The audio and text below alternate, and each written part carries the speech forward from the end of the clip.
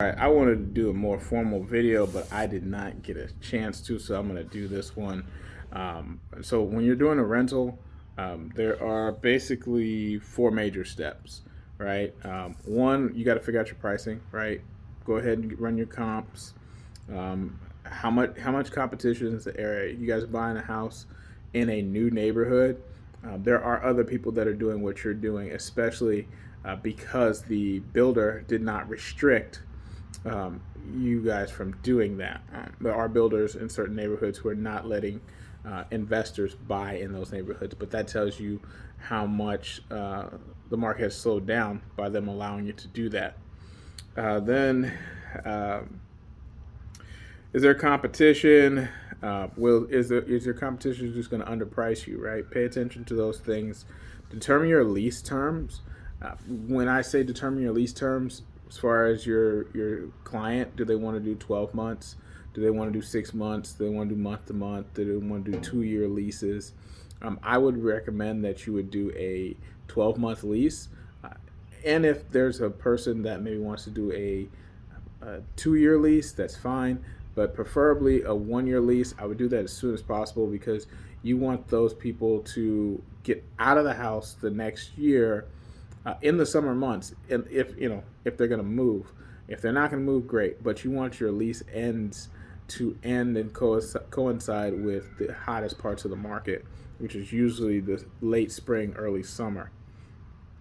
Um, who's going to be the landlord? If your client's going to be the landlord and just kind of manage it, that's fine. If you're going to manage it, then I want you to charge them anywhere from 8 to 10%. You're going to need to get enough people who are workers on anything that you need to do: handyman, air conditioning companies, roofing companies, plumbers. Those are usually plumbers, probably the most used because people start to flush stuff down the toilet that you don't want them to do.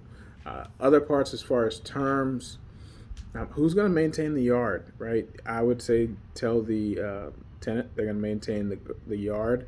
Make sure that they mow um, frequent, at least every 2 weeks, preferably, once a week or once every 2 weeks. Probably every 2 weeks would be just fine.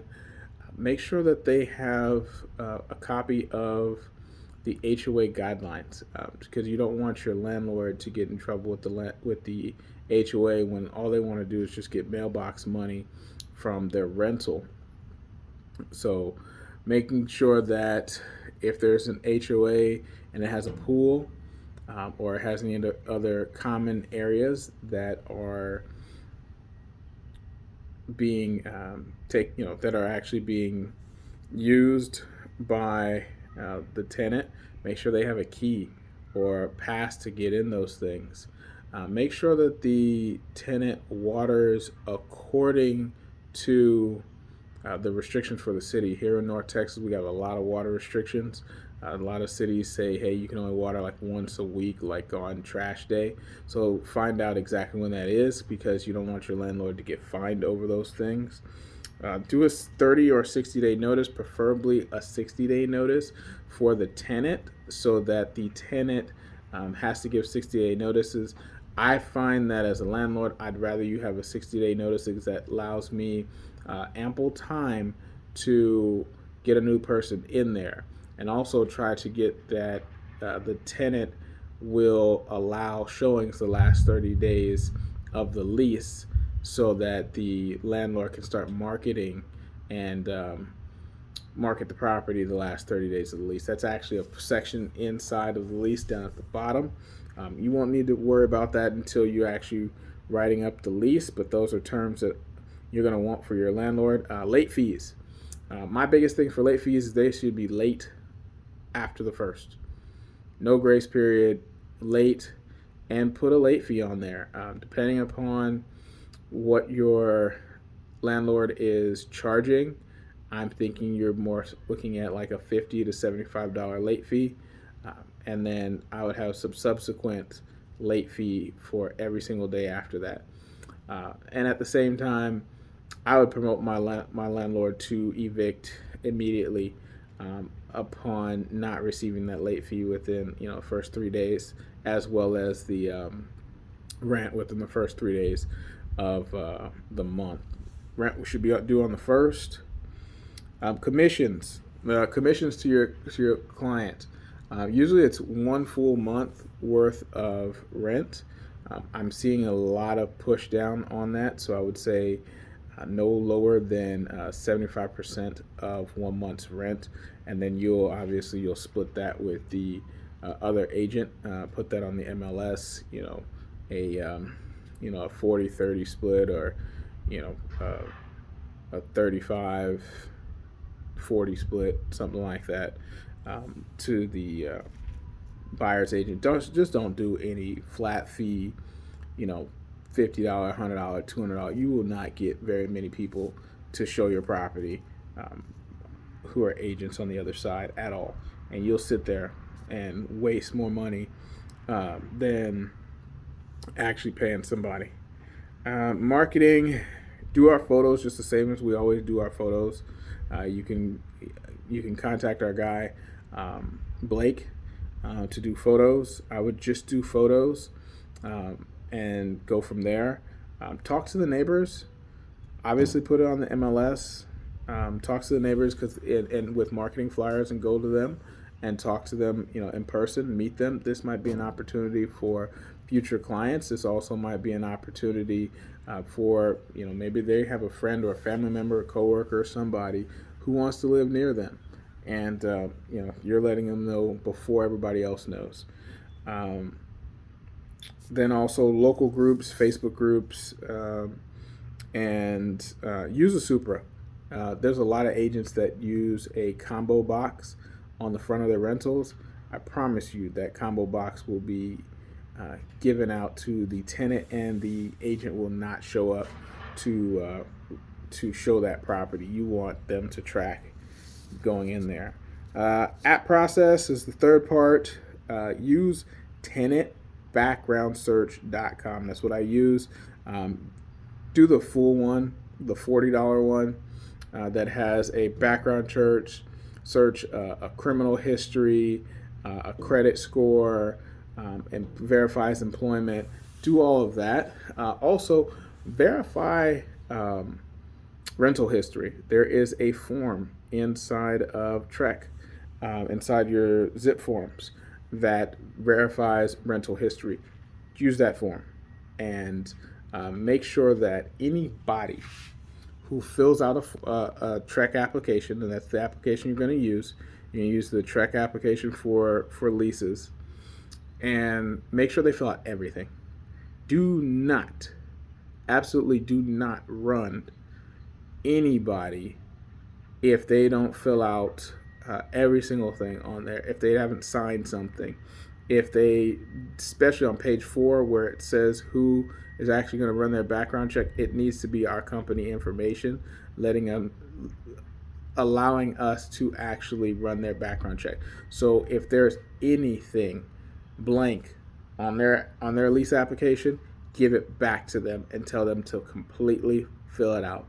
Now, if there is a subsequent, maybe they have one job, this is the only job they ever had, and there's probably, I think there's 2 or 3 different sections for current job and previous jobs.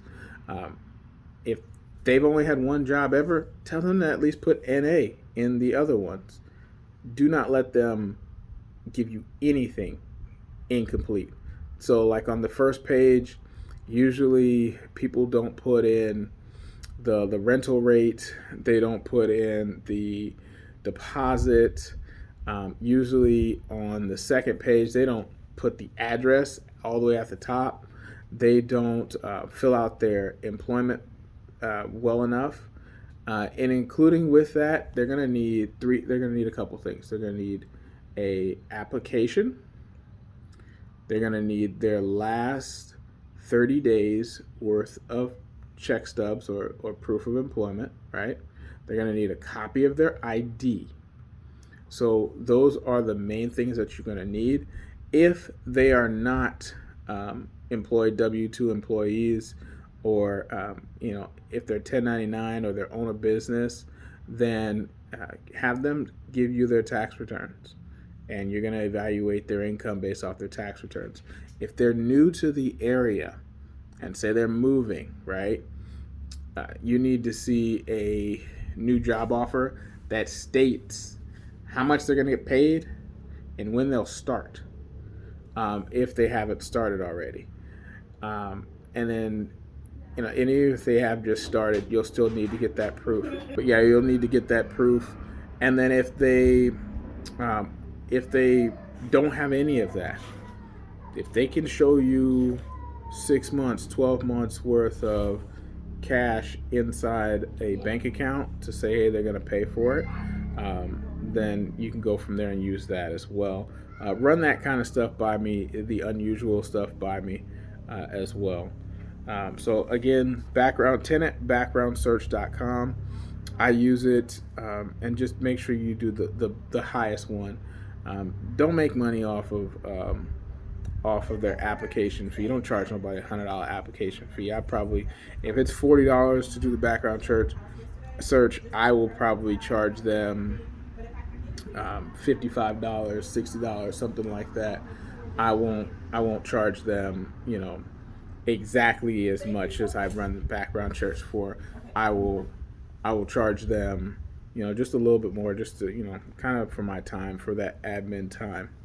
And then last, get the report, review the report, talk with your client about the report. One of the biggest things on those is liabilities. Don't really want you to get aggressive breeds of pets. I would ask also my landlord, do they want to allow pets? But definitely not aggressive breeds. That there is no insurance that I can think of that will cover a landlord when they have a tenant who has, let's say, a pit bull or Rottweiler or something like that in the house. Those are really kind of set up for a person who owns the property. And then draw up the lease. Have the tenant sign it first. We'll go over exactly what's going to go in the lease and make sure, because it's our leases are like 18 pages. So I want to make sure, you have the right stuff in there, and then we'll have the tenant sign it first. We'll let the landlord look at it again, and then we'll go from there. The other things I like to do as a courtesy is I don't like to collect app fees unless I know I'm really gonna run this person's application.